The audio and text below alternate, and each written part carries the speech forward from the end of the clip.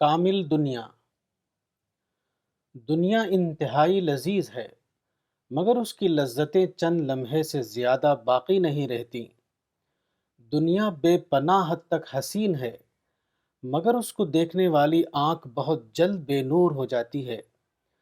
دنیا میں عزت اور خوشی حاصل کرنا انسان کو کتنا زیادہ مرغوب ہے، مگر دنیا کی عزت اور خوشی آدمی ابھی پوری طرح حاصل نہیں کر پاتا کہ اس پر زوال کا قانون جاری ہو جاتا ہے۔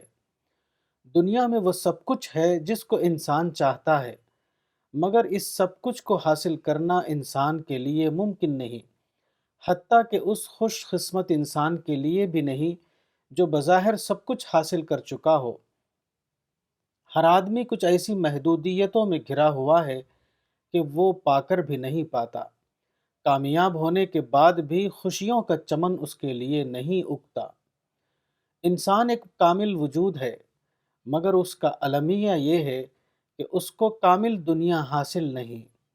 انسان کی زندگی اس وقت تک بے معنی ہے جب تک اس کو ایک ایسی دنیا نہ ملے جو ہر قسم کی محدودیت اور ناموافق حالات سے پاک ہو۔ خدا نے یہ کامل دنیا جنت کی صورت میں بنائی ہے، مگر یہ دنیا کسی کو اپنے آپ نہیں مل سکتی۔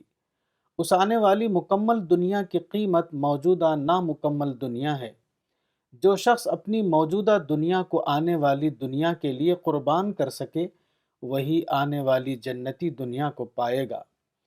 جو شخص اس قربانی کے لیے تیار نہ ہو، وہ بھی اگرچہ موت کے بعد ابدی دنیا میں داخل ہوگا، مگر اس کے لیے یہ ابدی دنیا حسرتوں اور مایوسیوں کی دنیا ہوگی، نہ کہ خوشیوں اور لذتوں کی دنیا۔